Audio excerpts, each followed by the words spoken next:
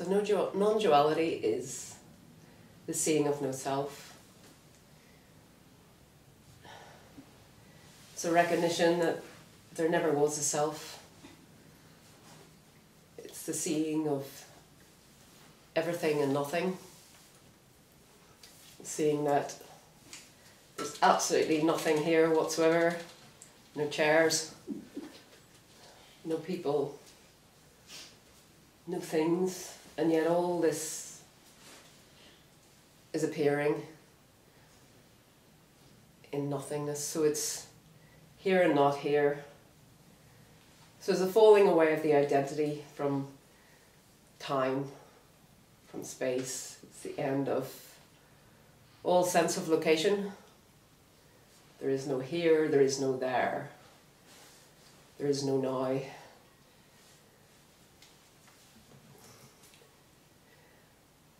And it can come as quite a shock.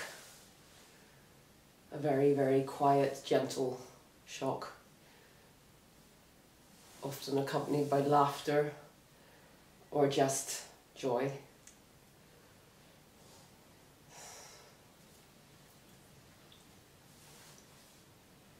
And we're born into wholeness.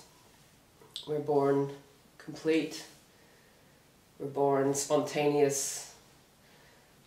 We do not differentiate. Life is just lived. And we're seduced out of that by conditioning through our caretakers, through everything that teaches us to identify. And the identity becomes very strong. It's very hard to imagine this because it's beyond the mind, so it's beyond the understanding. It cannot be understood because the mind is about knowledge, about the accumulation of knowledge, and this has got nothing to do with knowing or not knowing. It is simply seen. That's a way of saying it. And everything that can be said about this is kind of bullshit in a way, because so we can kind of try to give a sense of it. And a lot of people have, certainly people who come to these meetings, have had some sort of, very often had a glimpse of this, of some sort of idea of what we're speaking about.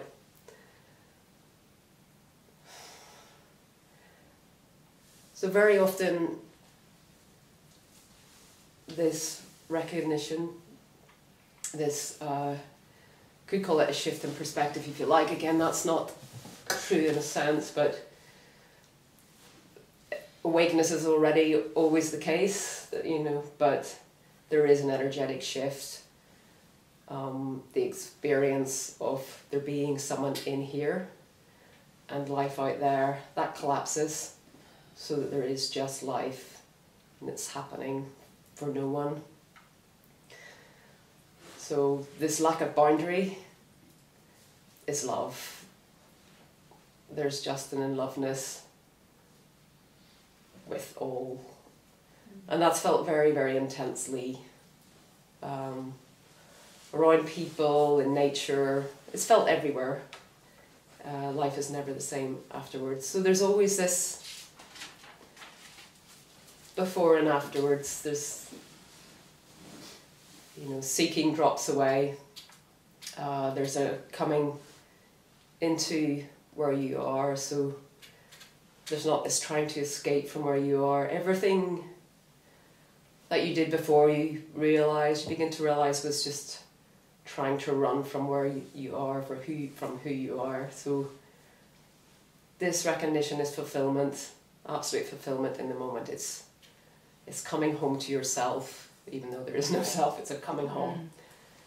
So suddenly where you are is perfect, and perfection is seen, it is seen to be a quality of everything.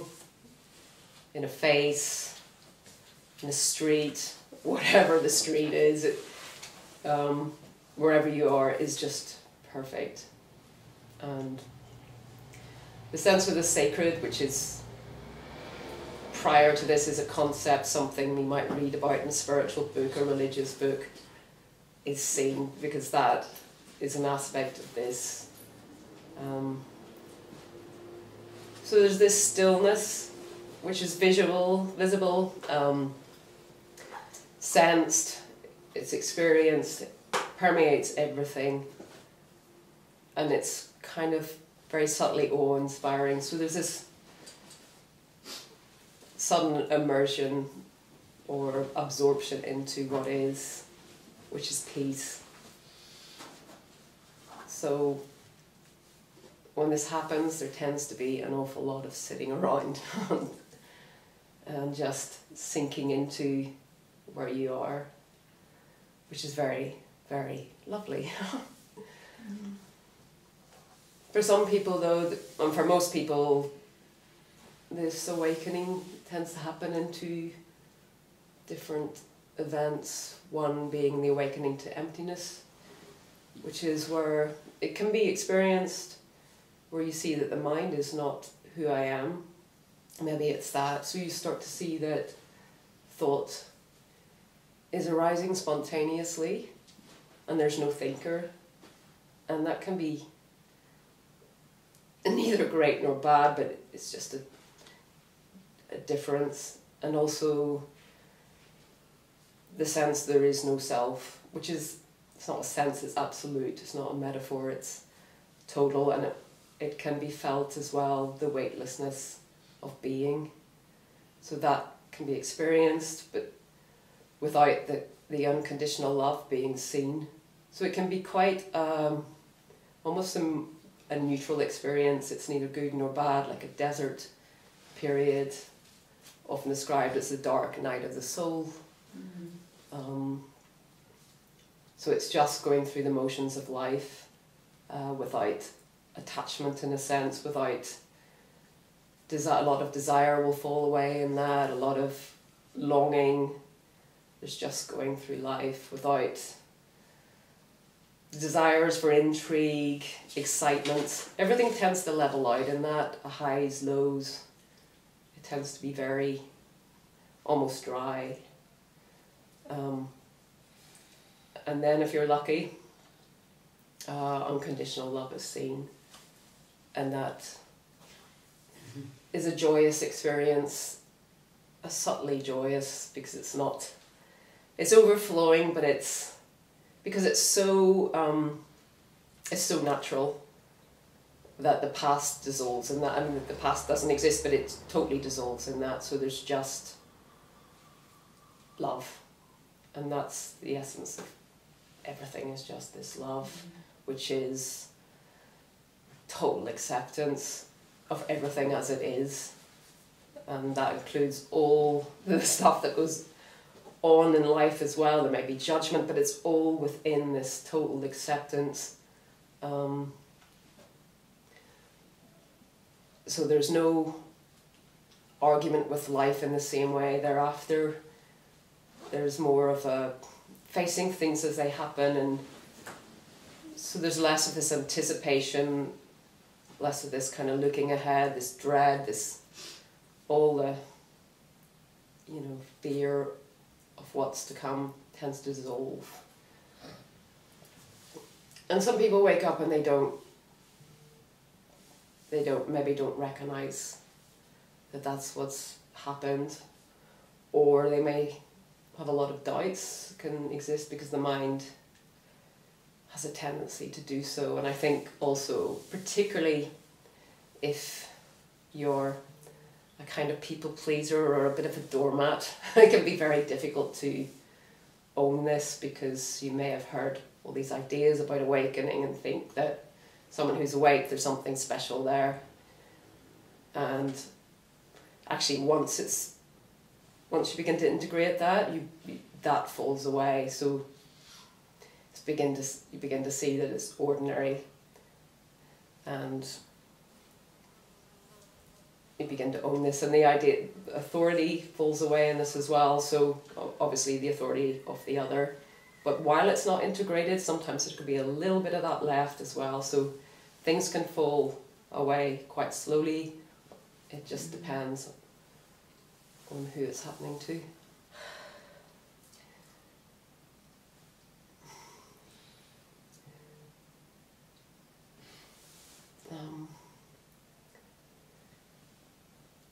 So,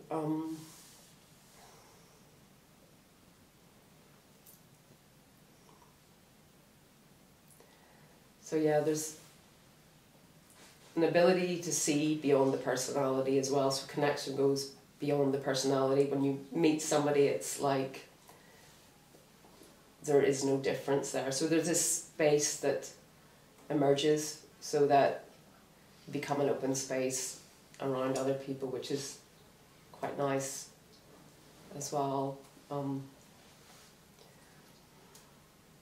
But for a lot of people, they have glimpses as well. Glimpses can last for a day, for an hour, for a minute, for a second, sometimes for a couple of months. And that can be very, very frustrating to go back into constriction. But after this, once this is seen, once it's a permanent abiding state, no matter what arises, however frustrating, whatever feeling arises, the constriction never comes back again. There may be anger, there may be fear, there may be sadness, but it's never happening to a person anymore. So that might mean that your feelings, your emotions are more strong, or it may not. If you've been very depressed, if you've experienced a lot of highs and lows, it might actually mean that it's much more gentle. So it depends on what's gone before.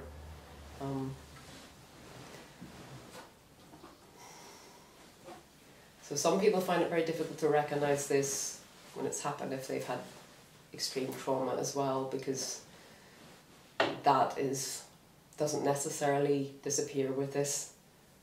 It could continue.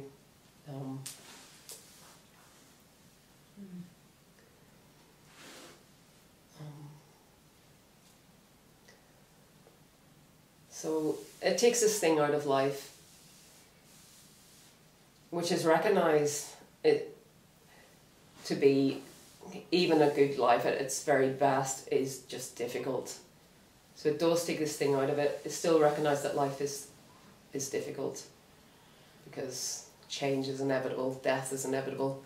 It takes this thing out of death. The fear of death tends to go, which doesn't mean to say when you're dying, in the midst of that you may not have fear, but the thought of it, you know, the energy of that tends to fall away. So things tend to flow. And people get a sense of this sometimes. Maybe if you're an artist or an athlete, you might get experience flow states where the person isn't there, or it seems like just running is happening or just drawing is happening, but of course it's dependent on this running, or it's dependent on something. So this is dependent on nothing. It's just awakeness. So nobody wakes up, you know, oneness awakes to itself, if you like. It's not, it doesn't happen to a person. It's the end of the person, the end of seeing that there's no one who could have made this happen. There's no one who can make anything happen. There's just life happening and not happening, because nothing ever happened and nothing ever will happen. So it's all a paradox. But life goes on experientially, in the lived experience, life goes on as very much as before. But it's felt differently. It's felt like, it's almost like being pure spirit, pure emptiness, and words just come, movement comes, things happen. The experience of time, we live in time, that shifts. So everything is much more immediately present. There's, when you're here, you're here. Which isn't to say that worry can't arise. Of course, we all go through periods that are really hard, really shit, and so stuff can happen. And sometimes in meditation, you can get a sense of this as well. Maybe you'll get a kind of samadhi state, whatever. So this affects the mind as well. So the mind can completely dissolve in this. The thought stream can totally stop in this, and maybe it will never resume again. With most people it does, but it's slowed down. The mind is never tends to be more background. Not to say that it couldn't be foreground in extreme circumstances, but it loses its energy and it does not define you in a sense. It's because there's no identity with that.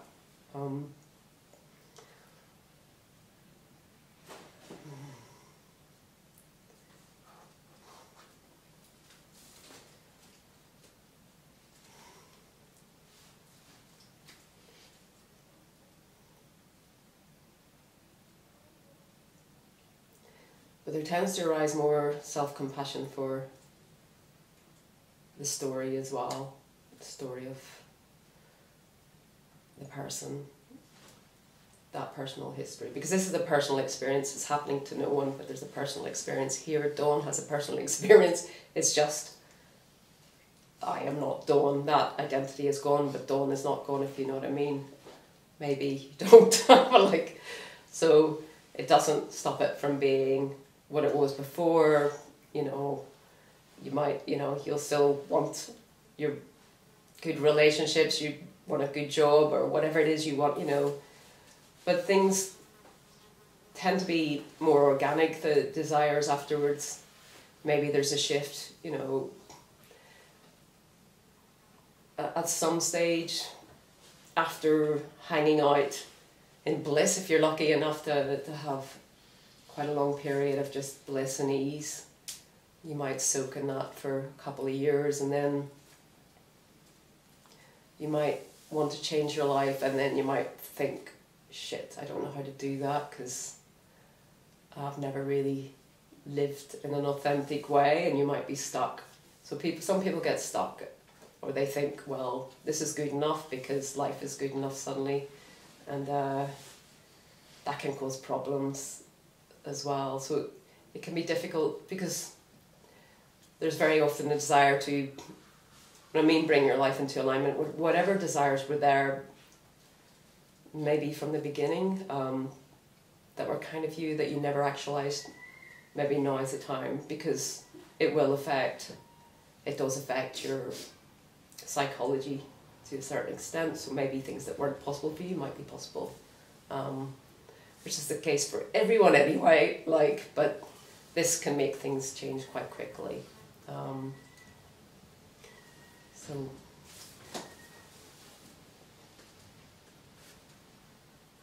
But it's not a guarantee of authenticity, and being awake doesn't make you a good person necessarily. There's more, it depends what's there. There's more capacity for empathy, there's more capacity for compassion.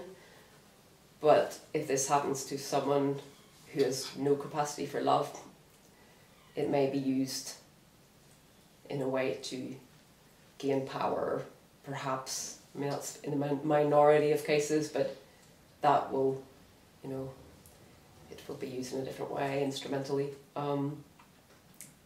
So anything can happen, really.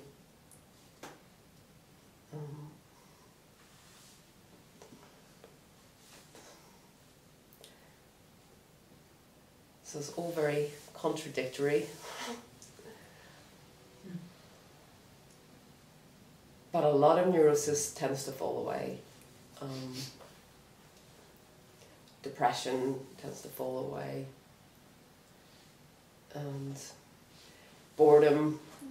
I still use the word boring, you know, for something I don't like, you know, get bored. But it's not a time-based thing, because boredom is very visceral. It's wanting to push away something, an experience. So it's different because time's not experienced anymore. It's the pain is taken out of that. So there's just, I don't know, if you're at a lecture that's really boring, it's just like you want to go away, but it's not that pain of, oh God, you know, like, so that changes.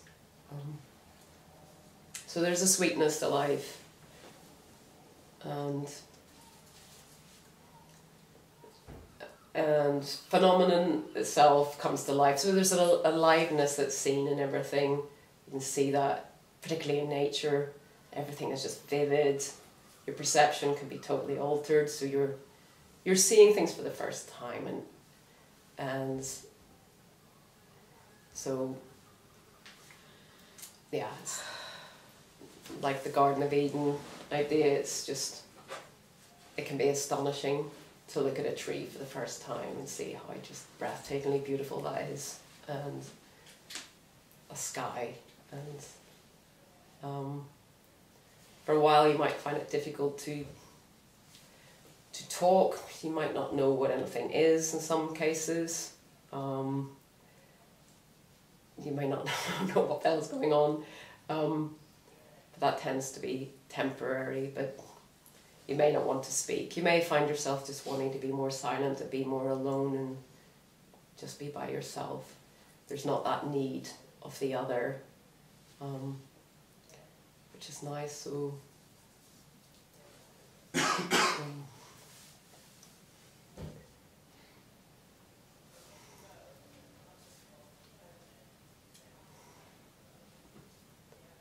anybody got any questions?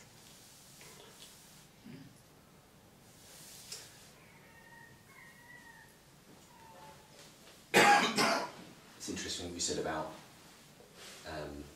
people getting stuck, I guess, in that bliss kind of level, and there's kind of no guarantee of further enlightenment. You can kind of get stuck at that point. But there's often a kind of a striving, isn't there? Like in meditation, we're just talking about this, and it's a complex one, isn't it? Because there's these huge maps in meditation, isn't there? And when you begin that kind of journey, you're like, well, do I have to wear a robe? Do I have to follow this tradition?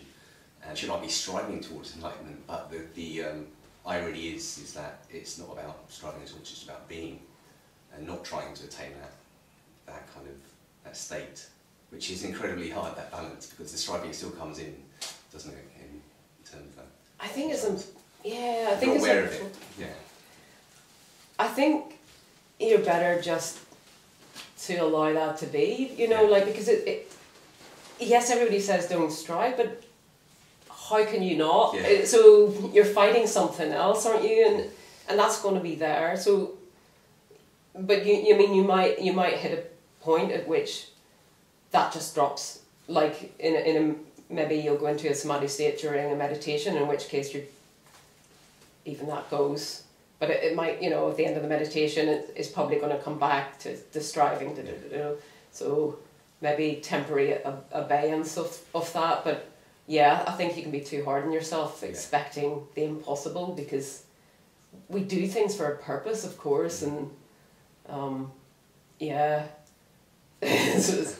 just go with it. It's there. So what? You're meditating. It's not going to affect there's no reason why it should affect things, actually.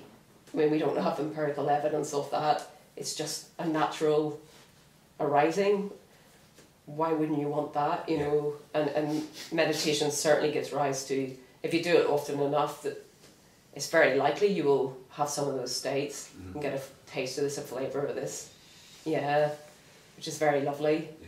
And that's the same for clinging on to bliss states, because there's often a lot, don't cling on to the bliss states. Well, so what if you do? It's kind of natural, it will go, bliss comes and goes, but it's all right. So what? You cling on to it a little bit, but it'll pass, and you'll stop clinging to it, and it'll come again probably, and because of course you can get a lot of other phenomena arising in this energetic states, and Kundalini experiences, all that sort of stuff as well, which can be quite exciting, especially around awakening. You can get all sorts of, it's almost like around that period it seems very, for a lot of people, not for everybody, some people it's just they wake up and that's it, but for others it's a very enchanted time where there's just a lot of magical happening, synchronicities, visions, knowing, illuminations, where you're seeing aspects of this, like downloads almost of information of this. Maybe you'll see words appear, maybe you'll hear inner sounds, maybe you'll have some psychic events as well. It just can't be written off. and you might try to write them off because like, oh, that's not important, but anything can happen around that period. Because you can be so opened up. It's very individual, this how it happens, and yeah, you might get past life memories, stuff like that, whatever. Or see deities, maybe from another culture, maybe from your own, you know.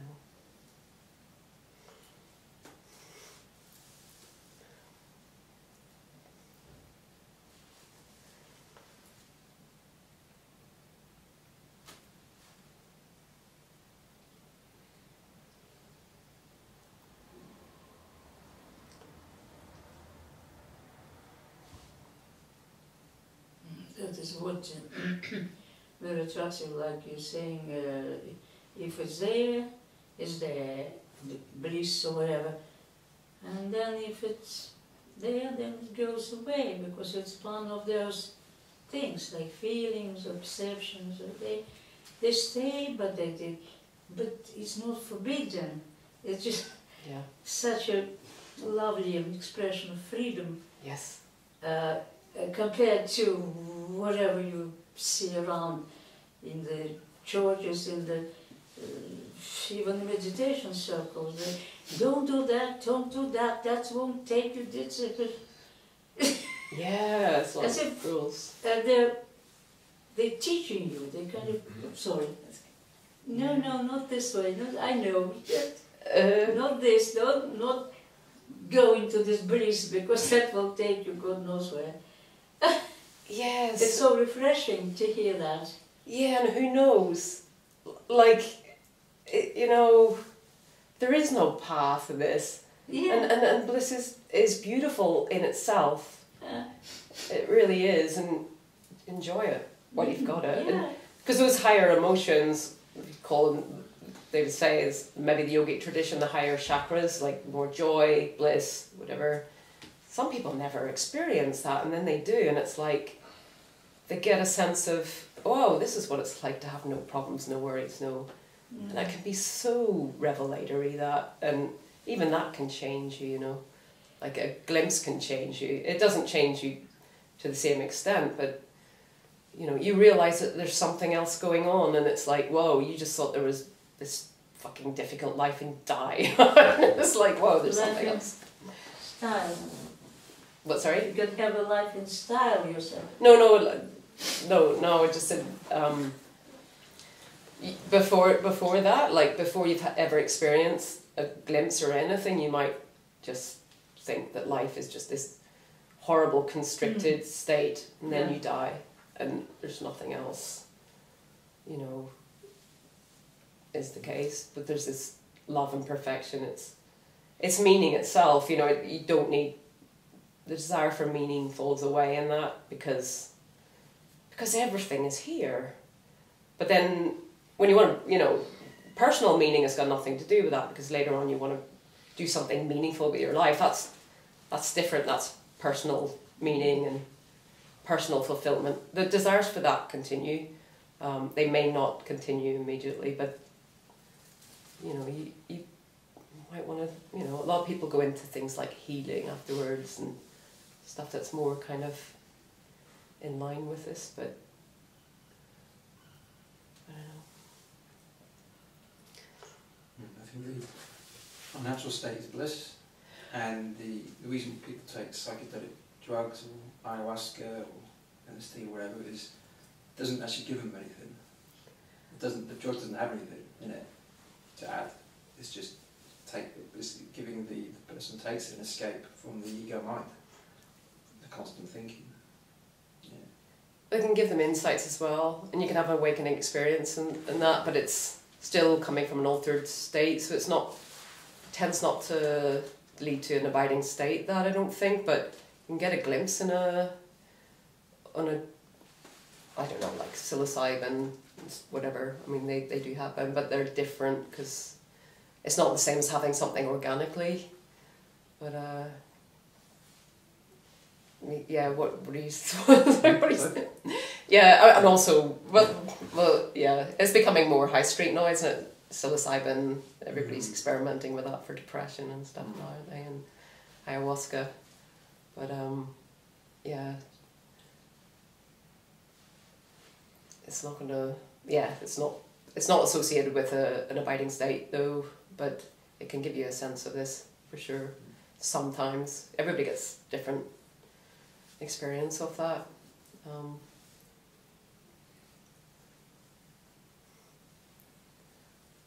But I think it is different.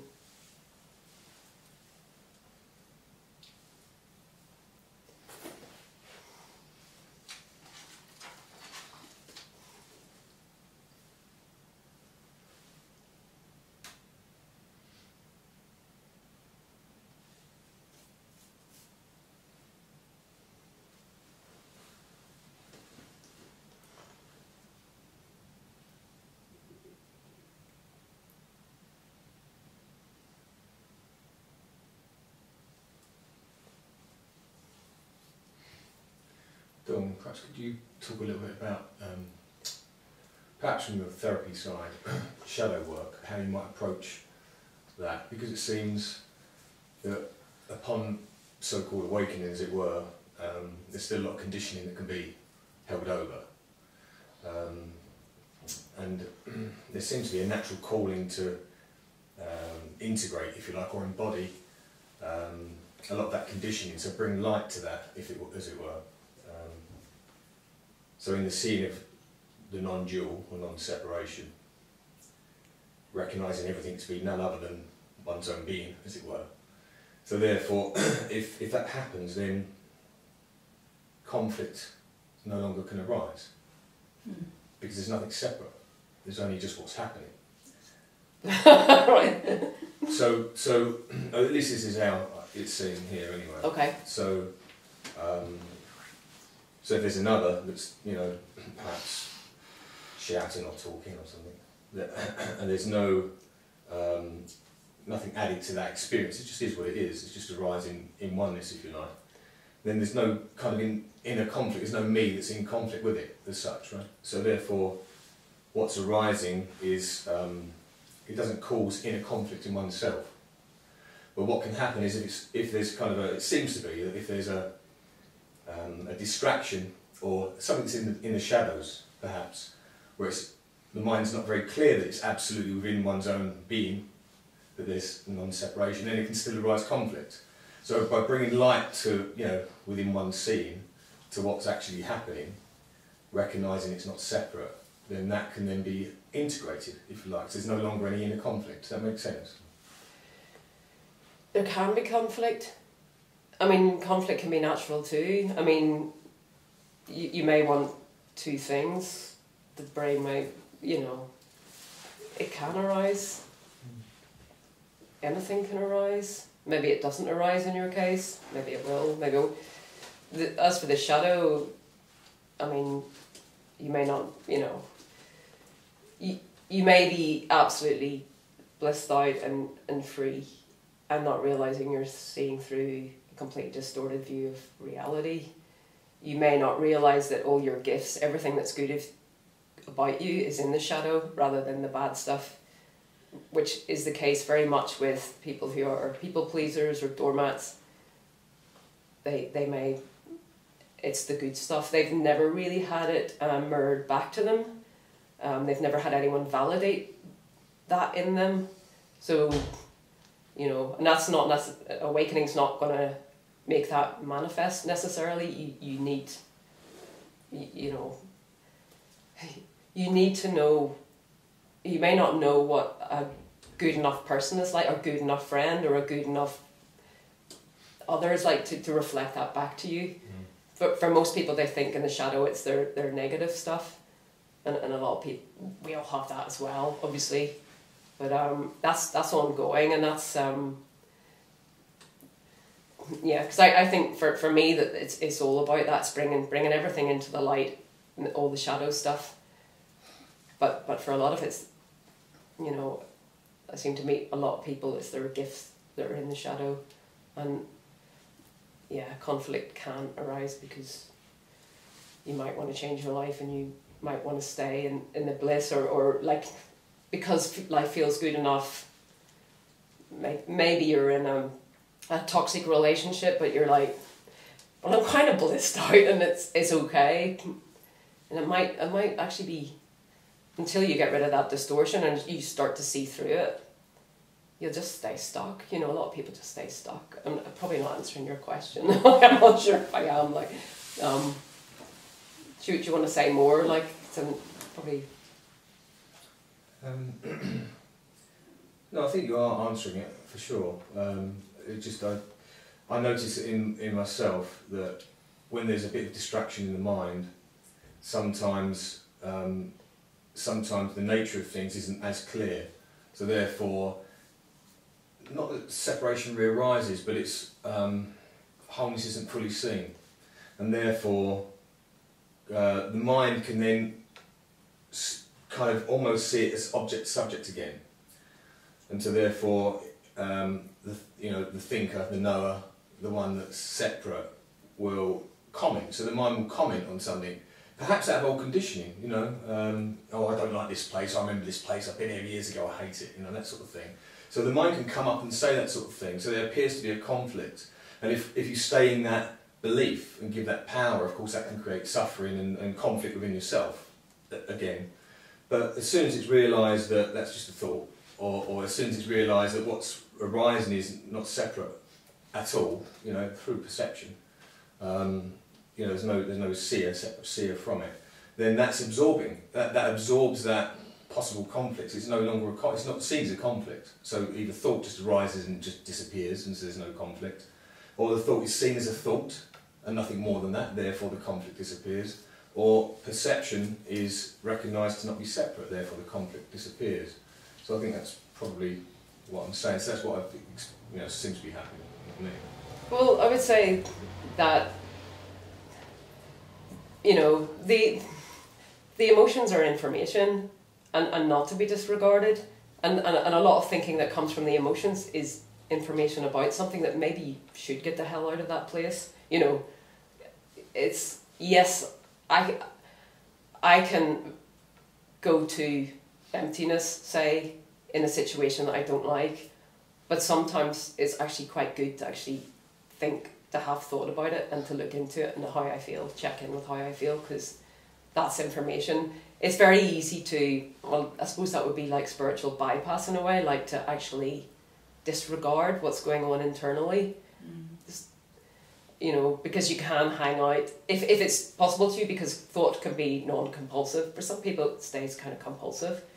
Drop that and you can just put up with some shit situation for years and go, well, this is just oneness, did it? But actually, I don't recommend it. But yeah, okay, so if it's conditioning and what you're saying, something like, okay, something from the past, see something fresh and just be, drop all that. Well, in some situations, yes.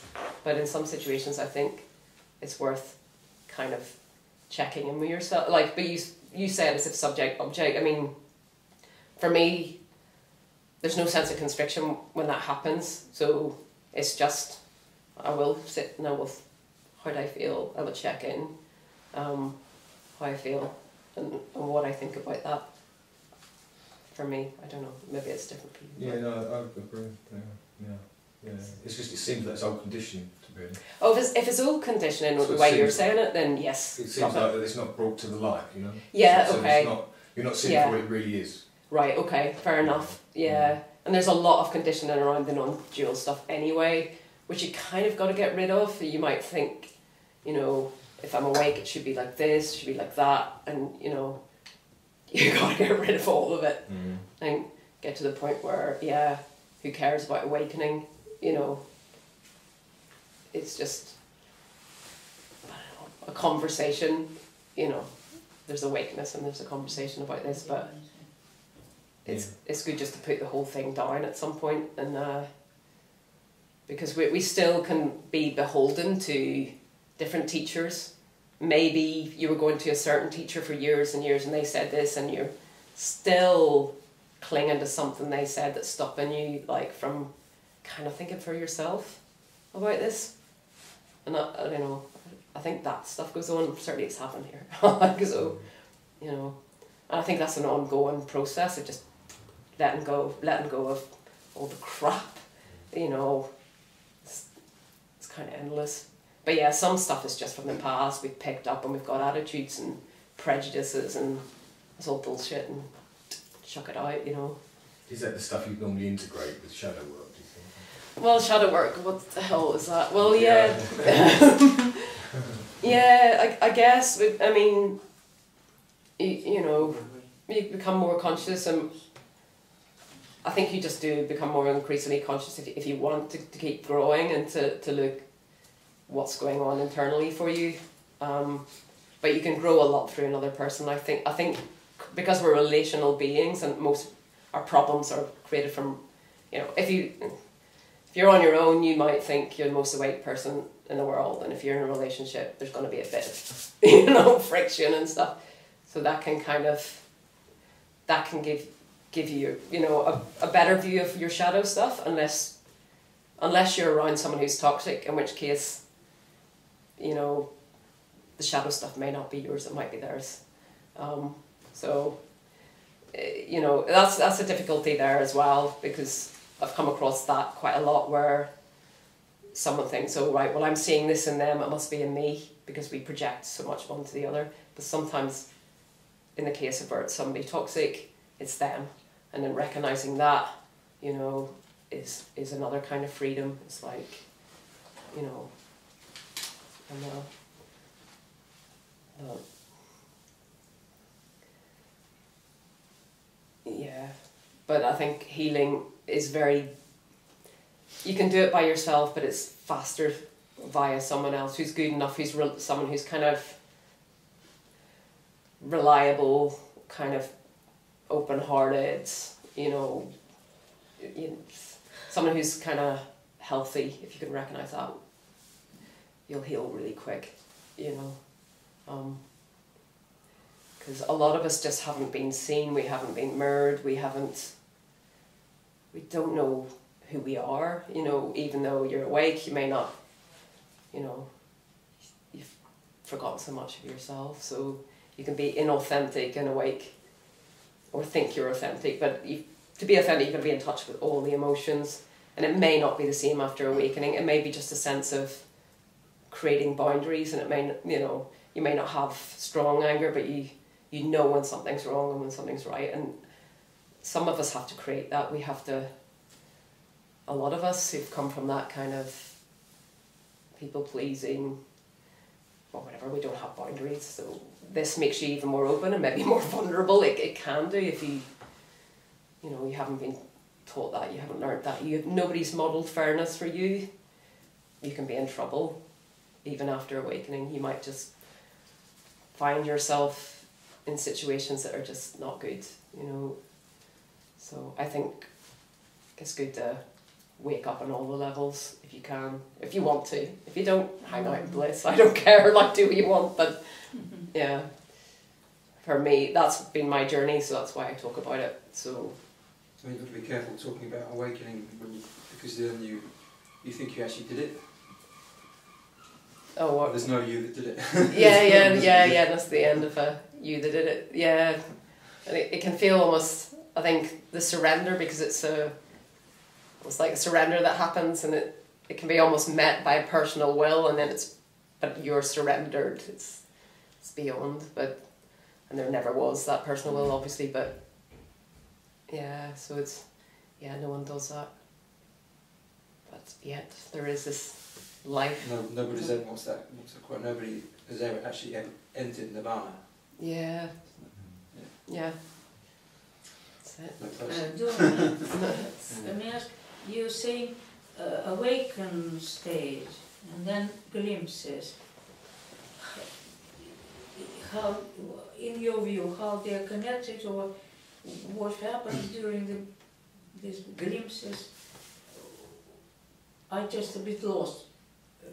Oh, what you're talking about? A glimpse of oneness, say? But awakening, it's oneness, but glimpses also one. What's the difference?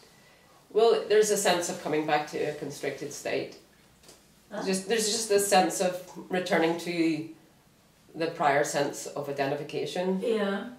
So it's Yeah, It's like waking a and then back to ordinary kind of yeah, energetically it seems Yeah, it but- seems yeah. Yeah, but where the glimpse is then where is it? What It's just a temporary. It's just a seeing of oneness, but it's not ongoing. It's like yeah, yeah.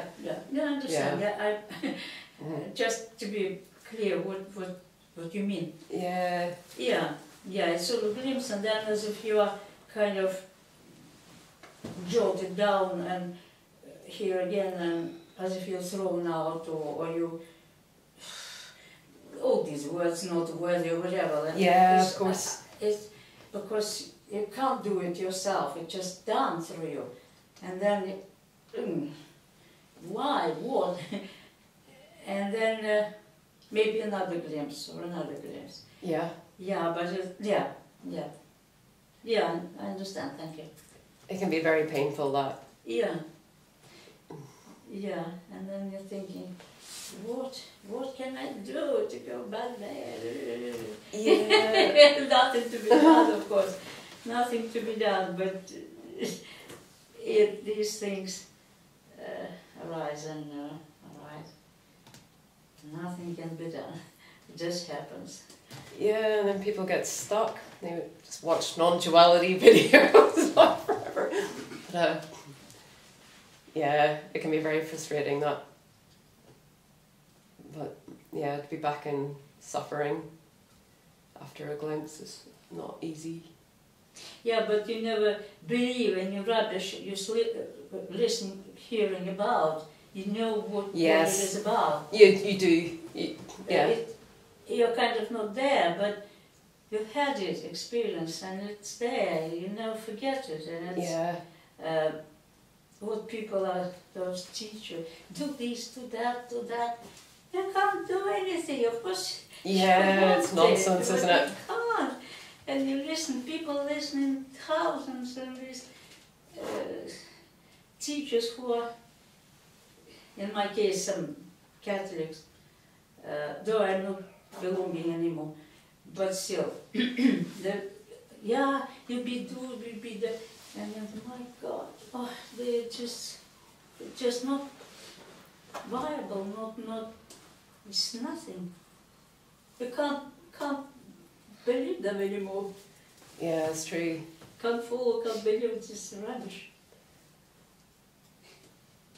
But still, you're thrown out. Yes, and it permeates conversation. A lot of that, cause and effect. We're always talking in terms of, all you need to do is this. Or you start to recognise that actually you can't do anything. But of course, if you're intelligent and there are certain activities you do, you can change things. If it's psychological, if you follow certain paths, do certain things, you can change your psychology, but no one can make you do that, etc., etc. So it's not like you are helpless in one sense. In terms of waking up, yes, you are. But in terms of a lot of things, life goes on. You want to get healthy, you do things that, but not with unconditional love. You can't do anything about it. No, you can't do anything. It. You can't. I'm sure you get it at the end, Yeah, when I die, I know. Yeah, nothing in the way of it then. Seems to be like when people are dying, there seems to be very often in hospices, particularly, there's that let go. It's very common, and people almost know and they can sense their relatives are really worried, but there's a real peace there. So it's not for everybody, but for some anyway. But because so it does seem like that natural. There's nothing to cling on to anymore because you're going to die. It's kind of late comer.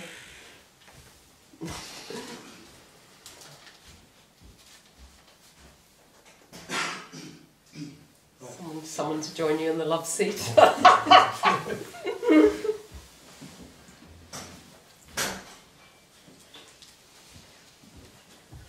Hi. Sorry, mate. Jack. Where's a good place to sit? The love seat with Paul. I don't mind. I don't mind. We've created a couple. Hurrah.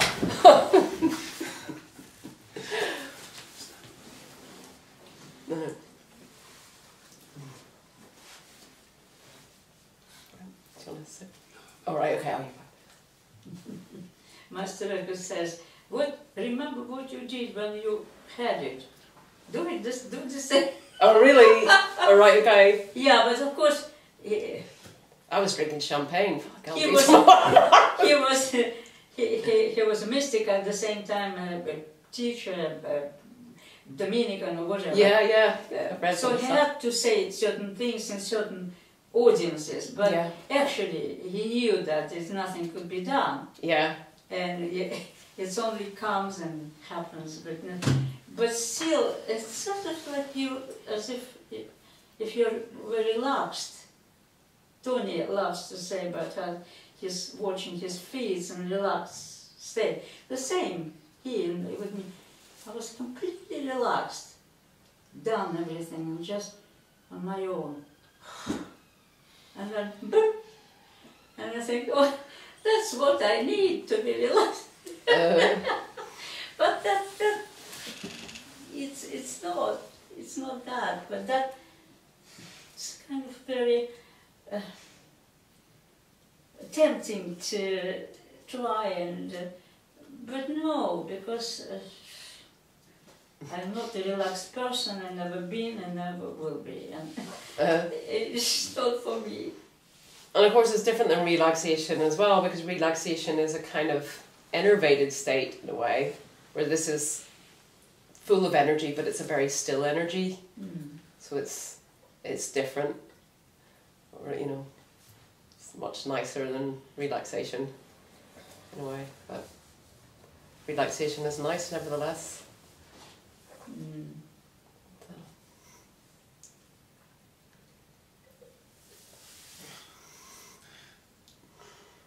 You were drinking champagne, you said.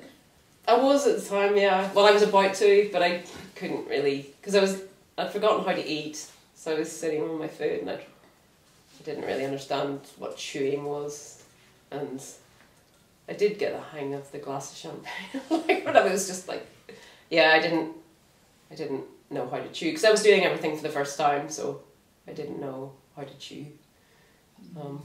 Kind of figured it out now.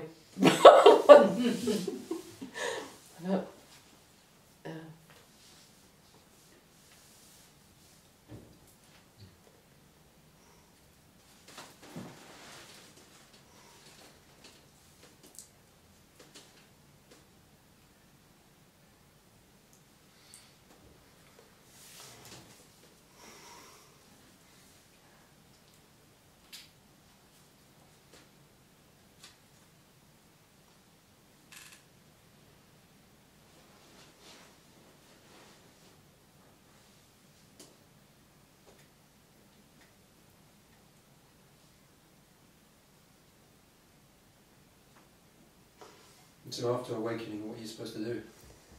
What are you supposed to do? There is no supposed to do. Like, what do you think? I know it tends to happen. It tends to be a lot. Tends to be a lot of sitting and a lot of staring, because you're so. Because you've never really used your perception. You know, like you realise if you've been in your head a lot and you haven't really. You know, you'll go through nature and all this very nice, whatever, but then you'll suddenly see nature and it's like, or you'll be sitting at your desk or in the kitchen or whatever and just looking at a plate or something is like, wow, it's just, so it's just that, you're just sinking into what's around you. It's much more fascinating. All that, you know, intense absorption in the mind is just you're absorbed in what's around you and not so much in all that mind stuff. So mind just kind of collapses in that. it's just the beauty, you know. Yeah. So there's no. You might want to talk about this, so like you might want to say wow, like, but very often you'll just be quiet and. Or try to share it and people be like, what the hell are you talking about? No. Yeah. I don't know. Just watching, and even conversation can be quite boring or so uninteresting because you're just wanting to see like, what is this? You know, like wow, you know. So it's all that stuff becomes so superficial. Even deep conversation is just so superficial at that point, you know, because it just can't touch that unconditional love. That's just, you know, everything, everywhere, and so yeah, it's all irrelevant. But you come back to normal conversation and deep conversation. I love but it's sort of secondary to this, the presence. It's, for want of a better word, just like that's there, and it's everything happens within that, if you know what I mean, the conversation, and so it's sort of, yeah, it's kind of beautiful in a way, but there's no supposed to do like There's no manual. Yeah. There's no manual on it. Yeah. Yeah.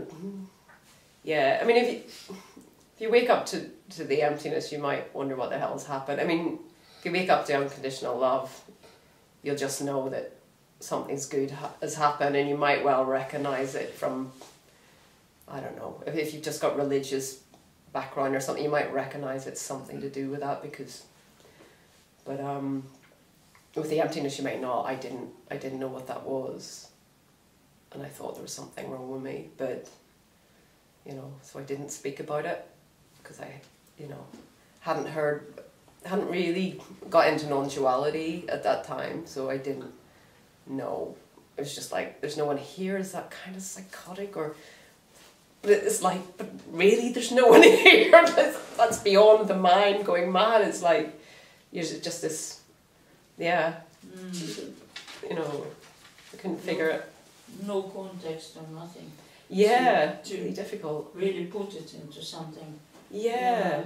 I think that's why I forgot about it. It was only a few years ago, and it's like, oh my God, you know, I didn't really talk about that aspect because, you know, I didn't get that. But yeah, it was just not saying anything about it, feeling slightly ashamed of it, like, what the hell happened?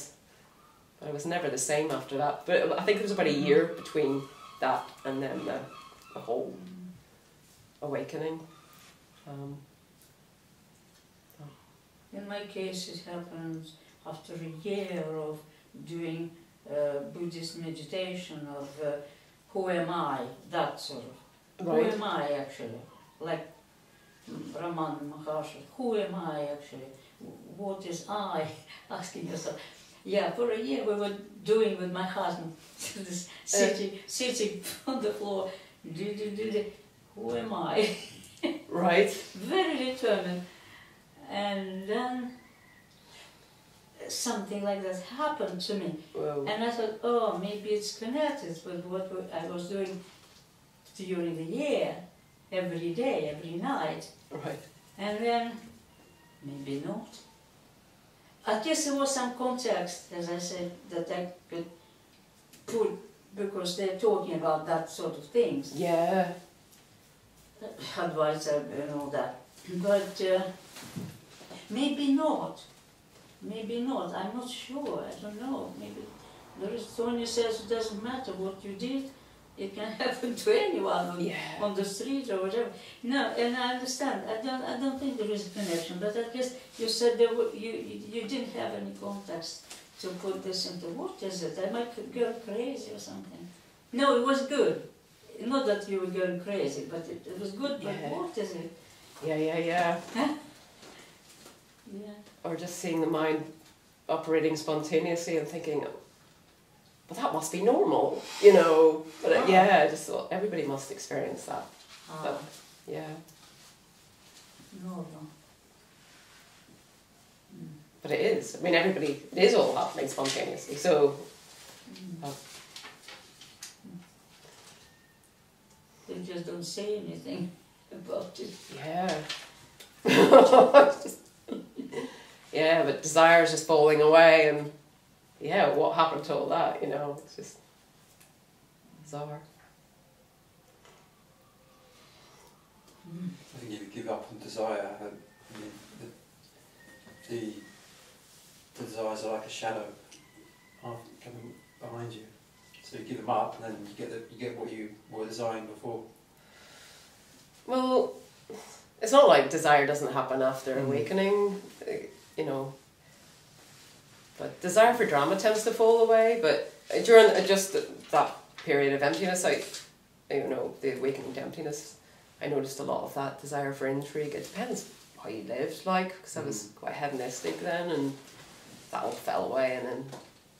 I'm talking about things like objectives and goals and material stuff. Yeah. You give up, you surrender that, then, yeah.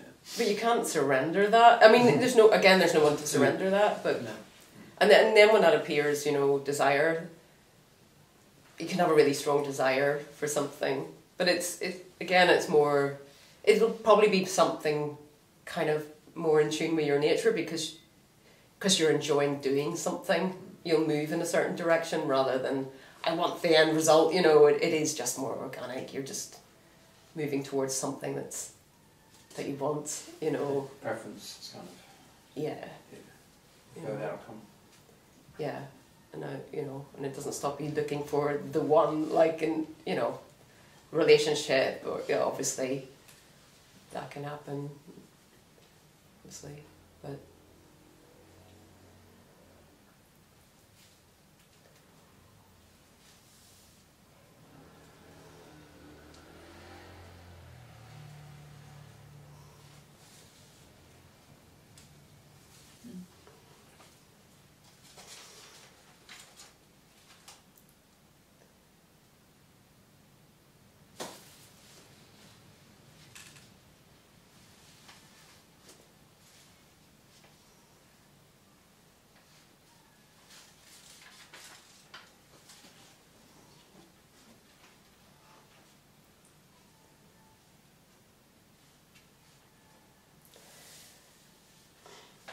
But I mean, I find the whole metaphysical stuff interesting as well. You know, this seems to be multi-dimensional to me, and it's endlessly fascinating what reality is, and so it kind of deepens, it becomes more mysterious. So yeah, the whole thing, really curious about it. So it doesn't stop that for me. I don't know if it does for you, or... Have you seen the whole thing then? Have you... Well, me. Yeah, your experience. Yeah, so in a way I've kind of followed the Buddhist path for many years. Right. So I spent a lot of time doing, different types of meditation. You get a lot of insights, of course, in meditation. Different from experiences in a way, but just kind of direct seeing of, with clarity of what something is. Whether it's just thought or appearance, or just recognising that there's no outside to this, or recognising that there's just emptiness all the way through. There's nothing outside, nothing inside, nothing in between, just absolute space. And that this appearing is like space mixing with space, actually. So it feels like it's pure spirit, as you said. That's how it feels. Oh, right. So all of that, but that didn't actually come. Funny enough, that didn't come through doing the meditation as a practice. I did that for years. For 6 years I sat there like Right, okay. trying to really force the meditation, give it all my effort and time, but in the end it was absolutely like what you said in a way. You kind of do all these things, and in the end it's exhaustion. You just absolutely give up. You give up all hope and all effort and all trying, and it's only then that something happens. Exactly. Right, is, okay, right? I've heard that. Exactly. Many people say that. Yes, but you give up. That's the right. So actually meditation actually turned into what's known as non-meditation, actually. So you're sitting there, but there's no meditator anymore. It's just sitting, happening by itself. Yeah. And that's when everything was really become much clearer, of course. It was just like, wow, that's, you know, all the things you read it makes sense all of a sudden. Okay, so there's all this sort of ching ching, ching ching. Yeah. Right. Yeah. So it's just ongoing for you now then, is it? So effort's kind of blocking this. Well, effort is the me, isn't it? It's Yeah, the yeah. intention, which is the When you mind. felt Yeah. exhausted and given up, like those alcoholic, they just do the, and then they live on the in the garden. No, I can't. Bottom And out. then suddenly they see something in the garden. Yeah. Oh, Yeah. All hope is gone. yeah, despair. Exhaustion, yeah. Exhaustion of your own efforts and.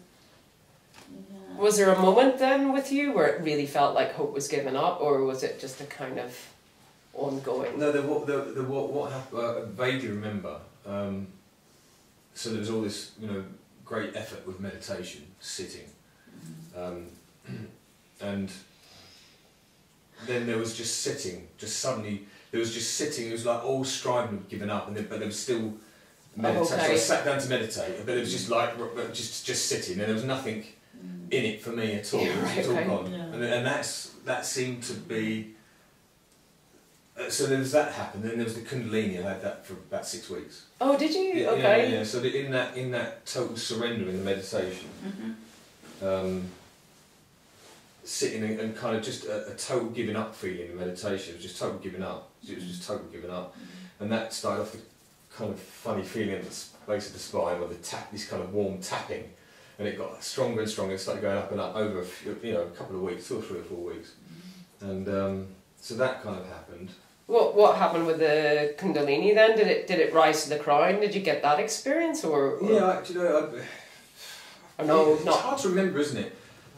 I felt like there was a kind of an identification with the heart areas. I felt there was something kind of was stuck there. Right. The me was still felt. There was something. There was kind of transparency. So then in the meditation, it was just observing this sense of what was felt in the chest. And that suddenly disappeared over a couple of days. It disappeared. And Okay. then I also felt I had terrible headaches. For years I've had them, and Right. that was really so much pressure in the head, and that really built up in the Kundalini things. It felt like it was kind of tapping all the way up to it, kind of up to the top of the head. Right. And then, but I don't know what happened to change that. But all I remember is in meditation, as it were, sitting there, non-meditation. There was this absolute falling into this, and it was an absolute bright light. It was like. Oh, right, okay. Golden bright light. Does that make any? Yeah, that's crown chakra. Yeah, so that was a Chakra. brilliant. It was like being suddenly in the middle of the sun, and that burst through, and then Right. after that there was no there was the head pain had all virtually gone. You know, Forever? entirely. Was that the end of your headaches? Well, I've not hardly yet had to have any. You know, I used to go up to the clinic in London, and have to go and see them about mine. I've not been since. So, Wow. yeah, Okay. yeah. So right. So you. So I wouldn't say I don't get them. I still get mild ones, but they're very like it used to be 3 or 4 bad headaches a week. You know, I used to get all these other things, but the pressure had gone. That's the funny thing. There was a constant pressure. The pressure totally gone. Oh, how bizarre. So that was the interesting thing about it. I mean, other than that, it's just a. And the light. How long did that? Was that like? Did that last for a while? No, I think that was really only in the meditation. Okay. It was only for like there was an absorption for perhaps I don't know 20 minutes. Okay. In that. Ah, interesting. Yeah. So it could have been the Kundalini, just boom, boom, boom. Yeah, maybe. I don't know. It's weird. It was weird. Yeah. Strange. Nothing since. No energetic stuff since. Once or twice. Okay. Once or twice, but nothing like that. Okay. No. Since then, it's just been. But everything's shifted. Everything's very, very, very different now. Huh. Very different. Yeah. So thought is very, very, very, very quiet. Very quiet mind. Yeah, if at all. Yeah. Ah, right. Okay. Yeah. You're quite a peaceful person now, then. Yeah, although I did. I got a busy job, and one day I was doing some work, and it got very, very stressful and time based. I had to get all this stuff done. And the brain started getting really caught up in its thinking, I've got to get it done, I've got to get it done as it does. Yeah. And and that was the first time that I really kind of felt that suffering again. Right? It felt like there was stress and tension in the brain. Yeah. So hence why I asked you a moment ago about, you know, when things come up in the mind, as it were, and they're not really fully integrated. It's kind of almost a distraction. So all that thinking I felt was a distraction. Oh yeah, okay. And so it pulled me into suffering because it was constant. The mind was going trying to get something done, and there was a feeling of suffering. Yeah. So that was really odd, you know, that suddenly come up, and so so that's why I kind of mentioned it. Really. Right. Okay. Yeah. But I think it's probably natural for the mind to do that, but yeah. Yeah, just get caught up in it. It's not going to affect. It sounds like it's ongoing anyway. It comes and goes. Yeah. Honestly, that stress and that suffering, it's gone instantly. But yeah. Yeah.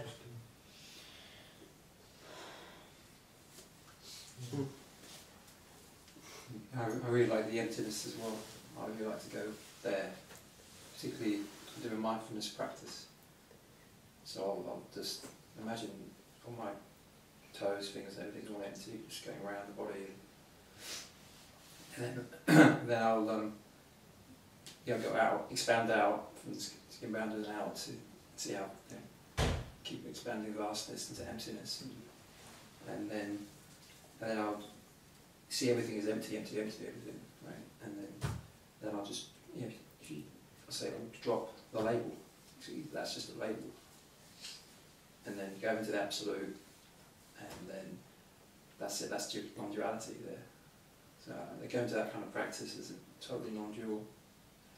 And then there's a quote for Shankara said, in the absolute state, I do not even know that I am. And I say that to myself. I think, whoa, that is awakening there. So I guess right. So you experience it in that. Oh right. Okay. There's another one, Shankara, as the absolute. There is no absolute. Yeah, those two quotes really do it for me. All right. Okay. That's a real energetic effect for me. Yeah, no, thanks for sharing that. And a question came up when I was listening, because it was very similar to what you said about how you kind of gave up.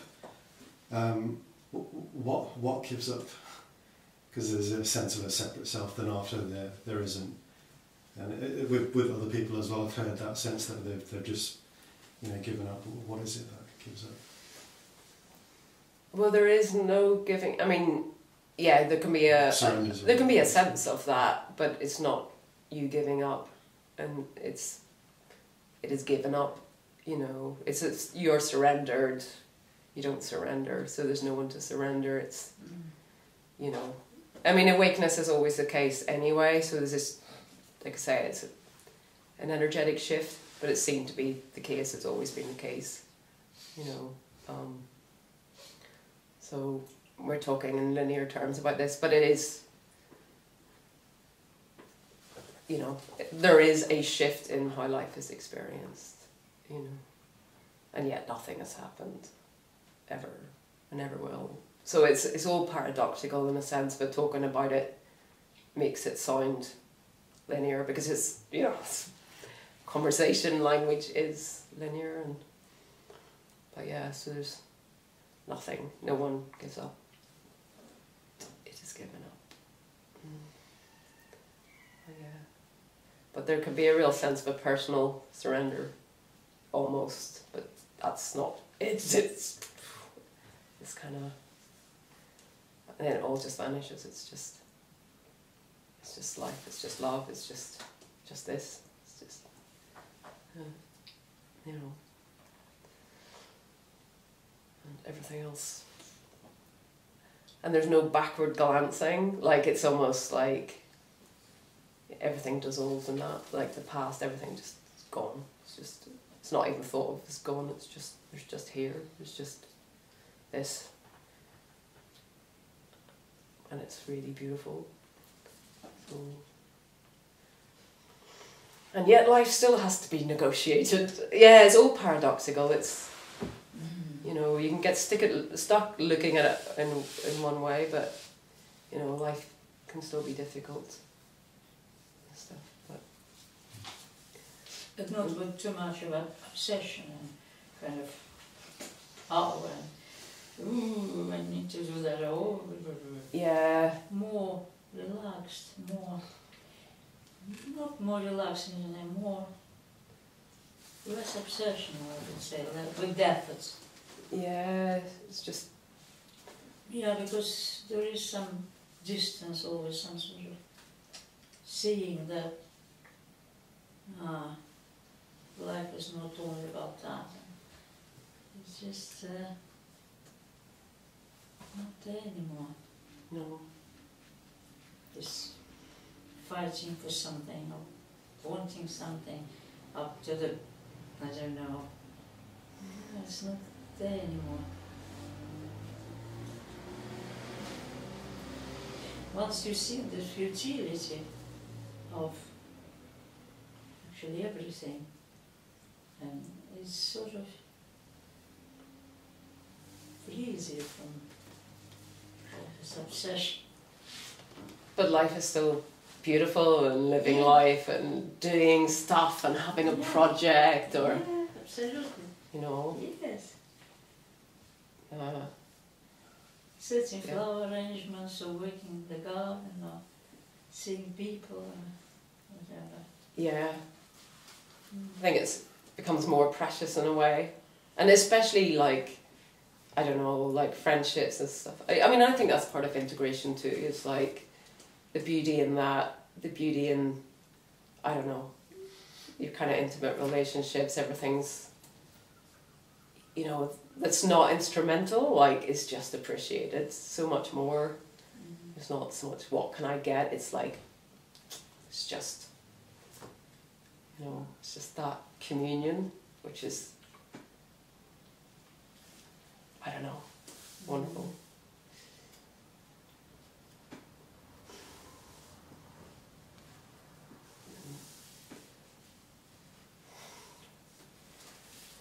That's your, of course, you could be in communion with a psychopath and having a lovely time.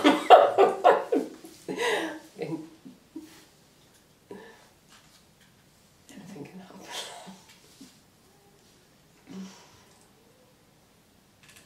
How are we doing, by the way? I don't know the... It's 1 hour 20 almost. Do we have a break soon? What do you reckon now? Or okay, break red button.